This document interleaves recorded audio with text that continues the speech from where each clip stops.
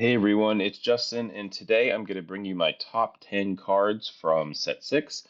This is kind of a tradition. Each of the last, I think, 4 sets, I didn't do one for set 1, I've released what I think are the top, sort of most impactful cards on the meta. And I think with this set, at first it was like, are these cards good? What's going to actually be the impact of them? And now I'm actually of the opinion that they're going to shake up the meta. I don't think the meta will remain intact.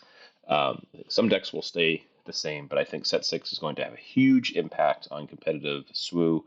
And yeah, I'm excited to share what I think are the best cards and most interesting cards, and actually a few overrated cards as well. So let's go ahead and jump right in um, to card number 10, and that is Galen Erso. So this is a really interesting card, very similar to Kira, the Kira unit that costs 4. Same exact stats, 3/5. This one's in blue, however, Vigilance colors. So when you play this card, you basically name a card and it blanks that card from being played or really having an impact. Um, so it's really widespread sort of how much this card can do. It can stop ECL. Bases are cards. I think that's a big one. It can stop shields, which is kind of a weird interaction. I don't think you'll be naming shield token too often. But really, I think being able to name a card that you know is going to have a big impact and just creating a blank is so strong. We've seen that with Kira, where they have to attack it and then you can't play the card. So now this gives another ability to do that. It has plot as well. So you can play this and you can stop something that's already on the table. That's the difference between Kira and Galen.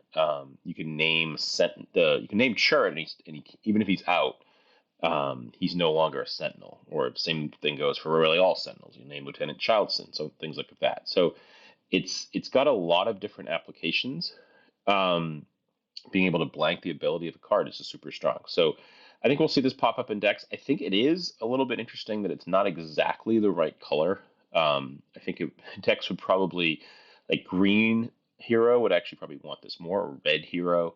The super aggressive decks. We don't always think of blue white as being the most aggressive deck. So if you're thinking about naming the card that's going to stop you from finishing the game or blanking a Sentinel ability, Sabine ECL would love this card because you'd be able to play a reasonably statted card that stops the Sentinel. Well, um, maybe there'll be a Sabine Blue that pops up, but yeah, I think we'll see Galen. He's going to be an annoying card. One interesting thing too is you can combine him with Kira and make it very difficult for the opponent to play the cards they want to play. So, um, strong card comes in at number 10. All right, number 9. I think this unit is awesome. Kira Data Vault has been one of the best decks throughout the meta since it came out. Um, I could see Kira ECL playing this card, being able to flip this with the Kira ability and destroy a unit, essentially, using Kira's ability first, and then saying, okay, now there's something pretty powerful out that only has 2 remaining HP, and Cad Bane finishes the job all from your resource row. And plot is so strong. Kira hasn't had like amazing smuggles. It's had Long Pike, but getting the Cad Bane plot sort of smuggle adjacent effect is going to be really good. Um, and just having another big unit. You've got Kira as a 4/4 out there. Now you've got Cad Bane. Now they have to deal with both.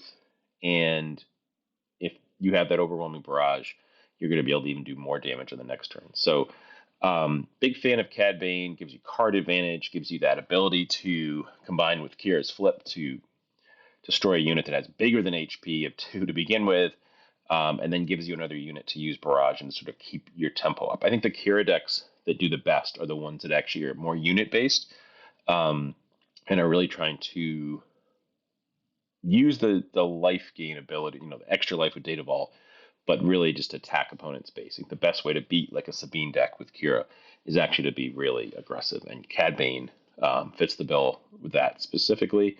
I think we'll see Cad in other decks as well. He's reasonably well statted. He's able to destroy a unit. I could see him maybe in like a blue. We haven't seen blue Cad in a while, but I could see him there. Decks that are generally putting lots of damage on units sort of accidentally. You think Cad Bane leader, you think Boba Blue. I don't think that's really a deck, but maybe it will be. So I don't think this guy is just strictly going to go into Kira decks, but I think in the Kira list is where he really shines. And in the Kira's tier 1, this card makes it in my top 10. All right. This card at first, I think, was sort of, people looked at it and said, okay, it's sort of like a filler starter card. I think Captain Typho, I think I'm pretty conservative at number 8 for this guy. This guy is insanely strong. 4/8, he reminds me a lot of Churret without having to get the Force and being in a different color spike that doesn't often have Sentinels. Green has them here and there, but this guy, just the fact that he has 5 toughness, he's a Sentinel, and he gets you to be able to boost your life.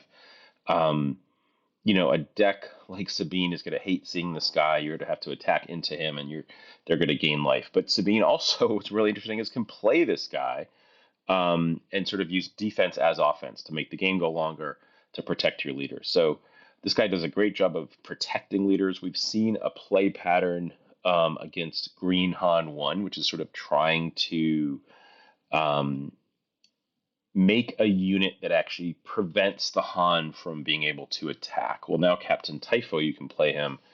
You can protect your Han, maybe not even lose your Typho, get to attack with your Han, play another 3-drop on that big Han flip turn, and keep the ball rolling. So this guy's going to be in all the decks that can play him.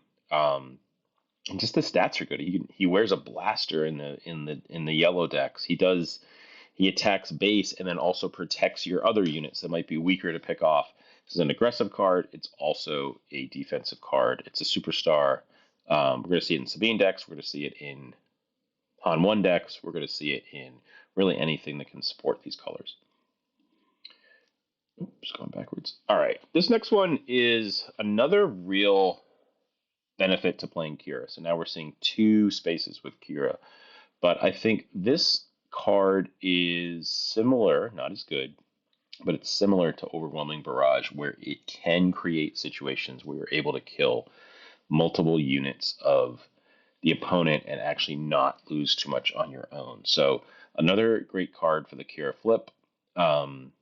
You're able to stack the abilities so that Kira flips, you do half the damage to everything, and then this really just wipes everything else out.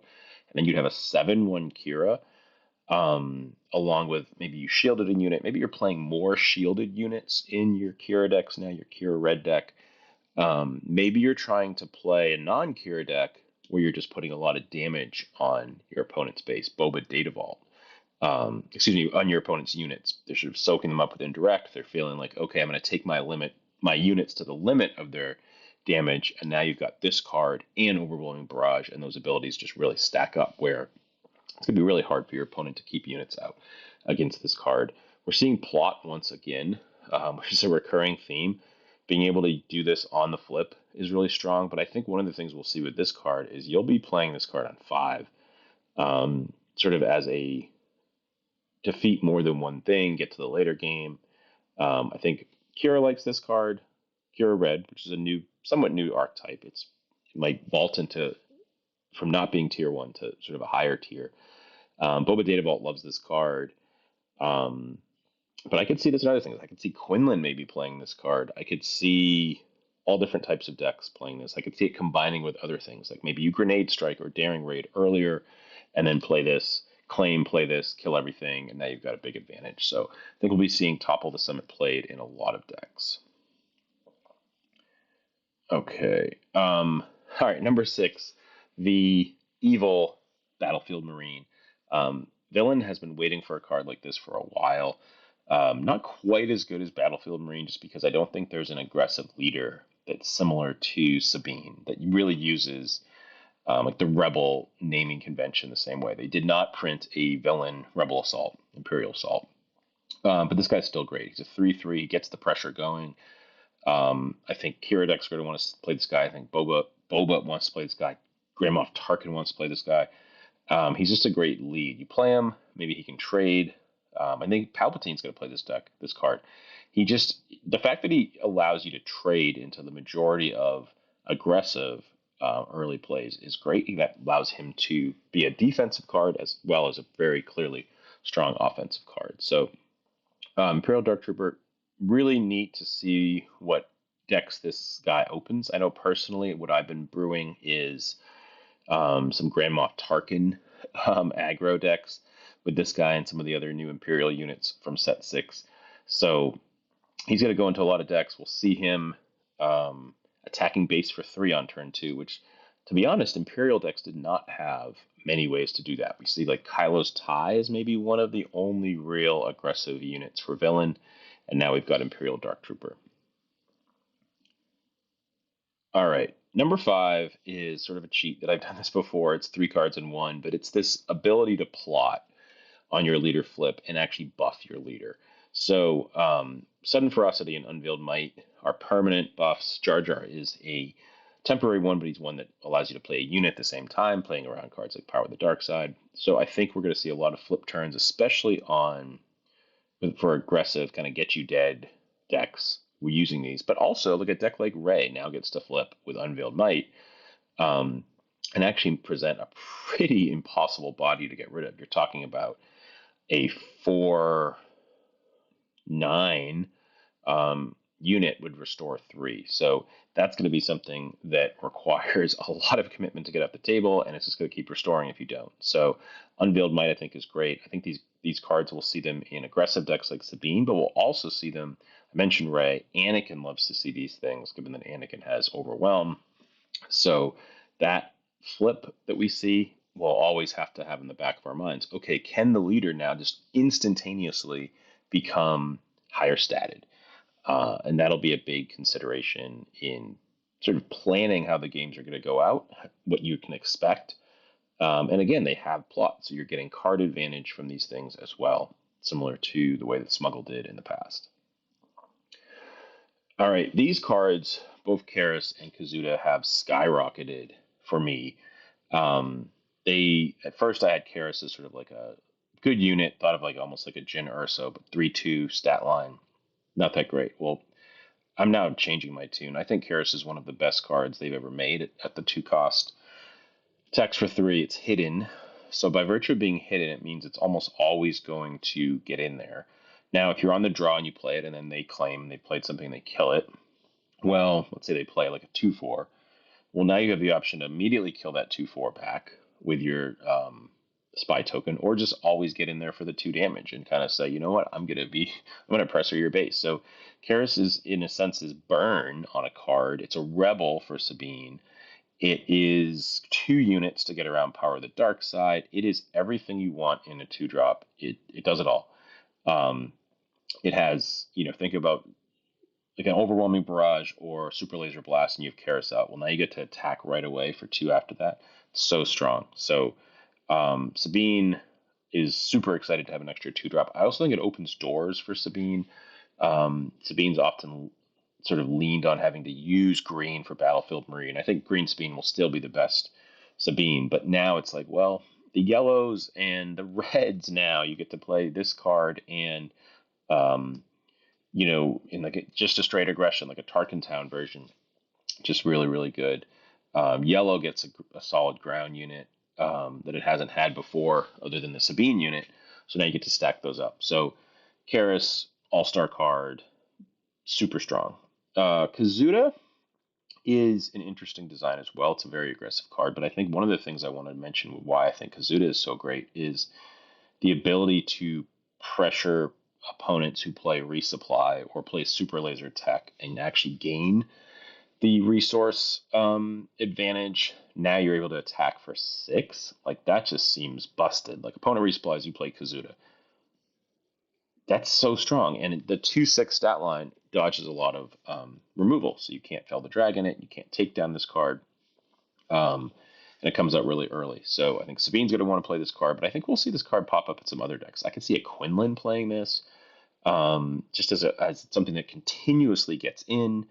Quinlan doesn't necessarily need to resource past 5 resources anyway, so you could see, we'll talk about a card that's coming up here, but the non-resource attack with initiative, like play Kazuda, they do some things, you claim, you open, you actually don't even resource, and provided your opponent resources, which most people are going to do, you attack right away for 6. Maybe you play a pump, and actually just take a huge chunk of their life off the table. So both these cards have risen.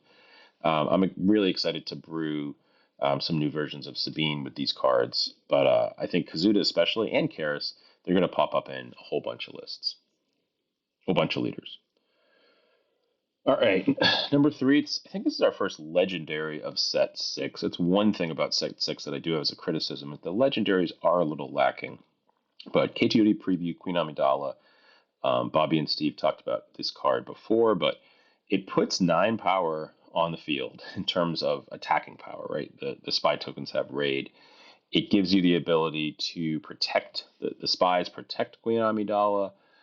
She's a really aggressive unit. She only costs 5. She attacks for 5. She creates a lot of tokens. She creates a lot of actions. That's one thing I want to mention about this card. In a similar fashion that like a Vader space deck will take an action, and you almost say you have like a bamboozle or a confiscate, and you don't want to you want to save it for their Vader. They get to do all these things ahead of time. So imagine playing this card in like a Han 1 where you just play this a turn earlier because of Han's ability. And then the next turn you could flip your Han, and maybe they're like trying to stop the flip of your Han, but you're just like, okay, attack with a spy token. Attack with they pass. Attack with another spy token. They pass. Attack with the queen. Take like they've taken 9. They just have to keep passing. And if they claim, you just flip your Han, and you get all those benefits. But if they don't claim, you get 3 actions out of Queen Amidala. So to me, that's one of the best parts of this card, and is making a lot of abilities. This set is very much a it's going to make playing Power of the Dark Side quite difficult, and Queen Amidala is one of the reasons. We saw Karis on the previous slide, but really it's these spy tokens that are popping up that are stopping Power of the Dark Side. So I think we'll see this card a lot. I could see it in Sabine, I could see it in Green Han being a little bit different, more unit based and less like piloting or just sevens, kind of bridging that gap, maybe with like a Captain Typho. Think about playing Captain Typho and then Queen Amidala, where Typho is actually blocking the opponent from taking out your spy tokens, and you're just chunking them for damage. Seems pretty powerful. All right, number 2. This card's going to change the way that we have to play the game of SWU because it is a pump that is not necessarily capped. We're going to have to ask your opponent how many cards are in your hand. You're going to see, I mentioned it with Kazuda earlier, but you're going to see some situations that pop up where opponent doesn't resource, and just to have an extra card for aggressive negotiations to get that extra point of damage. So 1 second, I'm just going to plug my computer in. Don't want to lose. Forgot how much OBS pulls from the battery. But you've claimed you don't resource. That means you have an extra card for aggressive negotiations. Maybe you've played some plot or smuggle earlier in the game, so you have a relatively big hand. Maybe you're a force deck that's played Piatti Mundi. We've seen Han 2 have these giant hands. And you just attack out of nowhere for like +5, +6, +7 on a big unit. Bases max out at 35. The majority of bases are, 25 to 30. You see Data Vault at 33, but taking a third of someone's life total on one attack is incredible. So this card is going to be like Surprise Strike in a sense, but have more of a dramatic impact. We've all seen the top deck for Surprise Strike. This is not going to be a card that you necessarily want to top deck, although if you have a huge hand, you top decking it's great. We'll see that. But it's also like sculpting it, right? You're sculpting a situation where you've got more cards in hand, and then you get to negotiations for 4 or 5 to win the game in one attack. All right, number 1 is Sinta-Kaz. I think no surprise here. Being able to plot out a leader that costs 6. This is sort of a big win for Anakin, for Boba, for Luke, Pilot. Last slide, we talked about aggressive negotiations being a big hit of, maybe 10 or 8 or 9. Well, Cinta's going to do a very similar thing. You've got it set up from early in the game where you were able to resource this, kind of know it's coming. So Cinta flips. She allows your Anakin to attack for a ton. She allows Boba Fett to hop on a ship and attack. She allows Luke Skywalker to hop on a ship and attack. And not only does she do that, but she puts a second unit out. So now they've got to deal with your leader that just attacked. they've got to deal with Cinta, and you've done two actions in one. So if they don't do that, you'll be able to claim and attack with your leader again. If they deal with your leader, you'll be able to attack for Cinta. She's well statted as a 5/5. So really strong. I think we'll see. There's been some people saying, "Oh, this card's going to be banned or whatever." I don't think we can make those predictions yet. Um, but certainly we'll see. Just like the last game, a lot of games will end with a negotiations win. A lot of games will end with a Cinta flipping, and having your leader flipping, revealing Cinta, attacking for upwards of 10, and then the game ending shortly thereafter. So that's my top 10. I'm sure I've missed some cards every set. I've had some wins. I've had Poe as my number one card. I thought that was a win. I've also had Bo Katan at number 4. I had DJ as like, hey, this card's really interesting. And then I've had whiffs where I just didn't even include tech. So we'll see what I missed and see what I hit on as the meta evolves. But I do think these cards are going to impact the meta. I think set 6 in general is going to impact the meta. All right, bonus section. Let's get into a few other cards that have kind of piqued my interest. These are two that I haven't heard a lot of people talking about, and I think they're very underrated. So Garandan, let's start with him. He's another card with plot, but he requires you to name a card before you look. But a couple things that's interesting about him is he doesn't replace. So unlike Bazine that allows your opponent to draw, if you're lucky and you guessed right, you actually do take the card. But two things there. One is, let's say you want to play around Super Laser Blast. Well, and it's like the only card that kills you. Now you get to look and just name it. And if they have it, it's gone. If you don't have it, they don't have it either. It's gone. So cards like Super Laser Blast, cards like a Poe or a Wrecker that you really don't want to see. If you think about how Cad Bane works with this guy, you get to flip, do 2 damage because of Cad's ability, and then name the card that would most hurt you in that situation. And again, if they have it, it just goes away. So I think this guy's great. Also, you can think about if you're able to look at their hand with like a Bazine, and you see like let's say you play Bazine on turn 1 and you see like a Barrage or Super Laser Blast or something big in their hand or Darth Vader. You can actually leave that in their hand, take something else in the early game, and maybe they're playing the game to sort of get to that point, and then you get to play Garandan and take it, provided that they didn't resource that card, but most likely they wouldn't if it's going to be so good. So I think this guy's great, and I love the synergy with Cad, being able to flip him and do the extra 2 damage. Maybe you play a Forlom or something early, a smaller unit that Cad likes to play, ping for 1 with Cad, then flip, ping for the other 2. Pretty great. Captain Rex feels like almost like a little kid card. You're like, oh, 7/7 without much text. He's a 7/7 Sentinel. Let's think about that for a second. A 7/7 Sentinel. That is a giant Sentinel. We haven't seen Sentinels that large before. So I feel like this card's getting a little bit less press than it should be, but it's a 7/7 for 6. The only other card that has that stat line is Darth Vader Pilot. And this has Sentinel. So you can play this card, and it doesn't always have Sentinel, but when you play it, it has it, and then you can just open up and attack with it if you have it on the board. So it essentially always has Sentinel. It does give their unit Sentinel, but you can give it to a space unit. So I'm really excited to try this card in like a Han 1 or Han 2, because it becomes a 7/5 on turn 5. I'm also excited to try this in a Han 1 blue. That's a deck that we've seen some rise in popularity since the banning of Force Throw. And one of the things with the Han 1 blue is that sometimes you're a turn behind being able to flip your Han. So this wouldn't necessarily help that, but it would allow you to sort of present a 7/7 on 6 resources, which is harder to kill in like the mirror match, and it's hard to kill in a lot of different ways. So really like this one, and excited to try Captain Rex. Also, I think the art is sick there. All right, most overrated.